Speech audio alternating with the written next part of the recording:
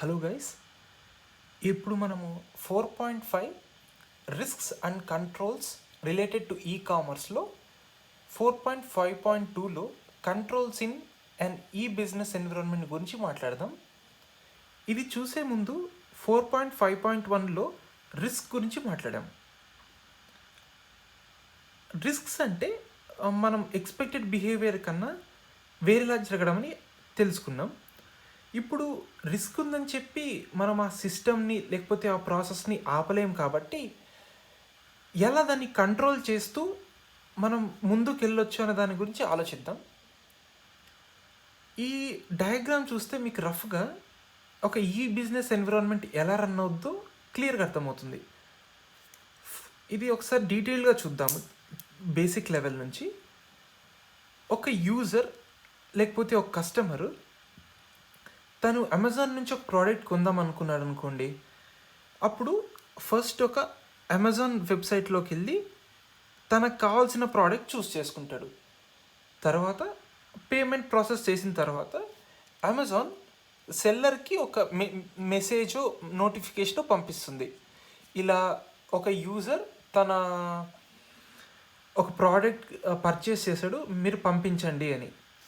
తర్వాత సెల్లర్ ఏం చేస్తాడు? సెల్లర్ ఆ డెలివరీ ఏజెంట్కి డైరెక్ట్గా ఇవ్వచ్చు, లేకపోతే అమెజాన్ కన్నా ఇవ్వచ్చు. ఈ డెలివరీ ఏజెంట్ ఆ ప్రోడక్ట్ తీసుకొని మళ్ళీ యూజర్కి డెలివర్ చేస్తాడు. సో ఇప్పుడు మనకు రఫ్గా ఒక 4 డిఫరెంట్ టైప్ ఆఫ్ యూజర్స్ కనిపిస్తారు. ఒకరు ప్రోడక్ట్ కొని అతను, ఇంటర్మీడియట్గా పనిచేసే అతను, సెల్లర్, డెలివరీ ఏజెంట్ అని. ఇప్పుడు కంట్రోల్స్ అనేవి ఎందుకు ఇంపార్టెంట్ అంటే, మనం ముందు మాట్లాడుకున్నట్టు ఒక మన ఇంటి దగ్గర ఉన్న షాప్లో కొన్నారనుకోండి, ఆ కంట్రోల్స్ అన్నీ మనకు తెలుసు. ఎగ్జాంపుల్ ఎలా అంటే, ఈ షాప్ మార్నింగ్ 9 నుంచి ఈవినింగ్ 8 వరకు ఓపెన్ అయి ఉంటుందని, అదొక కంట్రోల్. ఇంకొకటి వచ్చి మీరు ఒకవేళ షాప్లో డ్రెస్ కొంటే 2 డేస్లో రిటర్న్ ఇవ్వచ్చు అన్న కంట్రోల్ ఒకటి. లేకపోతే 1 వీక్ తర్వాత మీరు రిటర్న్ ఇస్తే 50% మాత్రమే డిడక్ట్ చేస్తాము అన్నట్టు, ఇలాంటి కొన్ని నార్మల్ కంట్రోల్స్ ఉంటాయి కదా. అలా మనకు అన్ని కంట్రోల్స్ ఉంటాయి.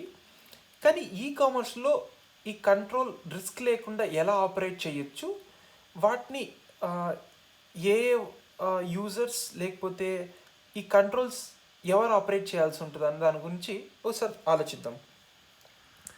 ఫస్ట్ ఈ ప్రాసెస్లో మొదటగా ఉన్నది యూజర్స్. ఈ యూజర్స్ వాళ్ళ అకౌంట్స్ని చాలా జాగ్రత్తగా పెట్టుకోవాల్సి ఉంటుంది.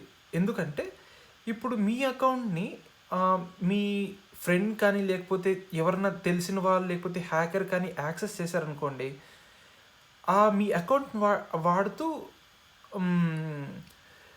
ఏదైనా సమ్ రాంగ్ పర్చేసెస్ కూడా చేసే అవకాశం ఉంది. దాంట్లో డెబిట్ కార్డ్స్ కూడా సేవ్ అయి ఉంటాయి కాబట్టి. సో ఈ కంట్రోల్ అనేది మీ ద్వారా జరగాలన్నమాట. మీరు దీని గురించి ఇన్ఫార్మ్డ్గా ఉండాలి. సెకండ్, అమెజాన్ ఆర్ ఫ్లిప్కార్ట్ ఇలాంటి ఈ కామర్స్ సైట్స్ వాళ్ళ దగ్గర కూడా కొన్ని కంట్రోల్స్ ఉంటాయన్నమాట. ఎగ్జాంపుల్, ఒక యూజర్ ఒక రోజుకి లెట్సే ఒక 20,000 30,000 ఒక యూజర్ని బట్టి అలా డిఫైన్ చేస్తారనమాట. ఒకవేళ ఇది కరెక్ట్ ట్రాన్సాక్షనా లేకపోతే ఇది వేరే వాళ్ళు తప్పుగా ఎర్న్ చేస్తున్నారని ఈ కంపెనీస్ కూడా అలాంటి కంట్రోల్స్ తీసుకుంటాయి. ఇప్పుడు ఈ కనెక్షన్ ఉంది చూసారా, యూజర్కి అమెజాన్కి మధ్య, ఇది నెట్వర్క్స్ అంటారు. అంటే ఈ మనం జియో కానీ ఎయిర్టెల్ కానీ ఈ సిగ్నల్స్ వాడి మనం ట్రాన్సాక్షన్స్ జరుపుతాం కదా, ఇది ఇంటర్నెట్ సర్వీస్ ప్రొవైడర్స్ అంటాము. దీన్ని నెట్వర్క్ సర్వీస్ ప్రొవైడర్స్ కూడా అంటారు. వీళ్ళు కూడా సమ్ మంచి కంట్రోల్ మెకానిజమ్స్ ఇంప్లిమెంట్ చేయాల్సి ఉంటుంది. ఎందుకంటే సిగ్నల్ డ్రాప్ అవ్వకుండా ప్రతిసారి కనెక్టెడ్ ఉండేలాగా. థర్డ్, ఇంకో స్టెప్లో మీరు అమెజాన్కి మనీ పే చేయాల్సి ఉంటుంది ఒక ప్రోడక్ట్ కొన్న తర్వాత. దాన్ని పేమెంట్ గేట్వే అంటారు.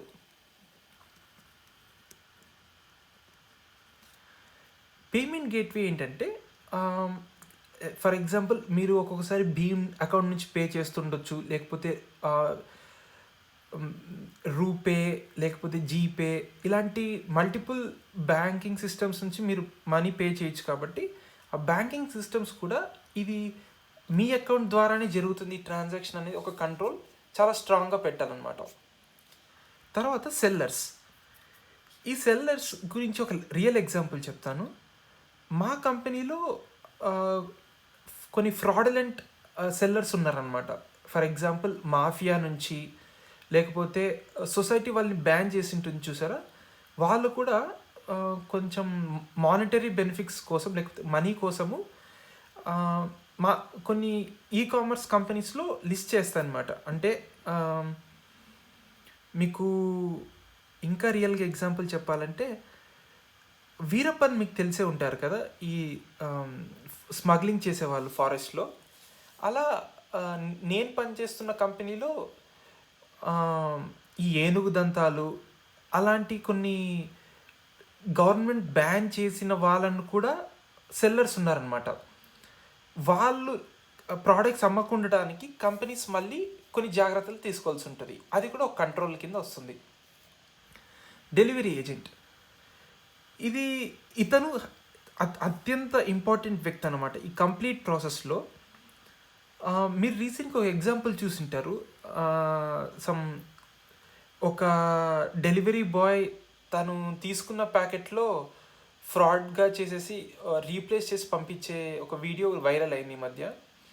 సో అలా కాకుండా ఇతను కూడా తన కంట్రోల్స్ పర్ఫెక్ట్గా ఇంప్లిమెంట్ చేయాల్సి ఉంటుంది.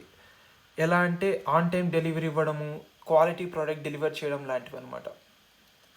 వీళ్ళందరితో పాటు వీటికి హెడ్గా గవర్నమెంట్ కొన్ని కంట్రోల్స్ ఇంప్లిమెంట్ చేస్తుంది. ఫర్ ఎగ్జాంపుల్ ఇండియాలో RBI, reserve bank of India కొన్ని కంట్రోల్స్ డిఫైన్ చేసి ఉంటుంది అనమాట. ప్రతి కంపెనీ ఇలా ఉండాలి, లేకపోతే ప్రతి యూజర్ ఈకామర్స్ నుంచి ప్రోడక్ట్ కొనేటప్పుడు ఎలాంటి జాగ్రత్తలు తీసుకోవాలన్నట్టు. సో మనం కొన్ని కంట్రోల్స్ గురించి మాట్లాడాము, రిస్క్ గురించి మాట్లాడాము. అసలు ఈ కంట్రోల్స్ అనేవి ఎక్కడి నుంచి స్టార్ట్ అవుతాయి, ఇవి ఎలా తెలుసుకోవాలన్న దాని గురించి మనకు 2 ఫ్యాక్టర్స్ కింద కన్సిడర్ చేయొచ్చు. ఒకటి యూజర్ ఏం నేర్చుకోవాల్సి ఉంటుంది, ఒకటి ఆ ఈకామర్స్ కంపెనీ ఏవి నేర్చుకోవాల్సి ఉంటుందని. ఫస్ట్ యూజర్ ఏ పాయింట్ ఎక్కువగా తెలుసుకోవాల్సి ఉంటుందంటే ఒక రిస్క్ ఏ విధంగా తనకు రావచ్చు అని. మనం ముందు మాట్లాడుకున్నలాగా తన లాగిన్ డీటెయిల్స్ లైక్ పాస్వర్డ్స్ కానీ సెన్సిటివ్ ఇన్ఫర్మేషన్ కానీ ఎవరికి తెలియకుండా జాగ్రత్త పడాలి. అండ్ ఇంకొకటి ఓటీపీ షేర్ చేయొద్దు అంటారు చూసారా, అది కూడా ఈ నేచర్ ఆఫ్ రిస్క్ కింద వస్తుంది. Company policy second one. Company policy ఏంటంటే మీరు తెలిసే ఉంటుంది, అమెజాన్లో అమెజాన్ కానీ ఫ్లిప్కార్ట్ కానీ 7 day పే బ్యాక్ పాలసీ లేకపోతే రిటర్న్ పాలసీ అని ఉంటుంది. ఇది మనం ఎండ్ యూజర్గా తెలుసుకోవాల్సిన బాధ్యత అన్నమాట. అది తెలుసుకోకపోతే మనకే రిస్క్. ఇప్పుడు కంపెనీ కంట్రోల్స్ ఏ విధంగా ఉంటే చూద్దాం. ఇండస్ట్రీ స్టాండర్డ్స్ అంటారు వీటిని. ఫస్ట్ అదేంటంటే ఇప్పుడు ఇండస్ట్రీలో అంటే ది బెస్ట్ సాఫ్ట్వేర్ కానీ లేకపోతే బెస్ట్ హార్డ్వేర్ కానీ అన్నీ యూటిలైజ్ చేసుకుంటూ ఒక మంచి ప్రోడక్ట్ డెలివర్ చేసే బాధ్యత కంపెనీ మీద ఉంటుంది. సెకండ్ది ప్రొటెక్షన్. ప్రొటెక్షన్ అంటే ఏంటంటే వాళ్ళ కంపెనీ వెబ్సైట్ని ఎటువంటి హ్యాకింగ్ నుంచి లేకపోతే డేటా లాస్ నుంచి కాకుండా వాళ్ళు కొన్ని కంట్రోల్ మెకానిజమ్స్ పెట్టుకోవాల్సి ఉంటుంది అనమాట. అంటే ఎలా అంటే కొన్ని అథెంటికేషన్ అంటారు, కొన్ని ఆథరైజేషన్ అంటారు, ఇలాంటి కొన్ని కంట్రోల్స్ విధిస్తూ కంపెనీ వాళ్ళ ఎంప్లాయీస్కి వాళ్ళ యూజర్స్కి ఎడ్యుకేషన్ ఈ కంట్రోల్స్ గురించి ఎడ్యుకేట్ చేయాలన్నమాట. ఇది ఒక హై లెవెల్గా కంట్రోల్స్ ఇన్ బిజినెస్ ఎన్విరాన్మెంట్ అని మనం మాట్లాడుకోవచ్చు.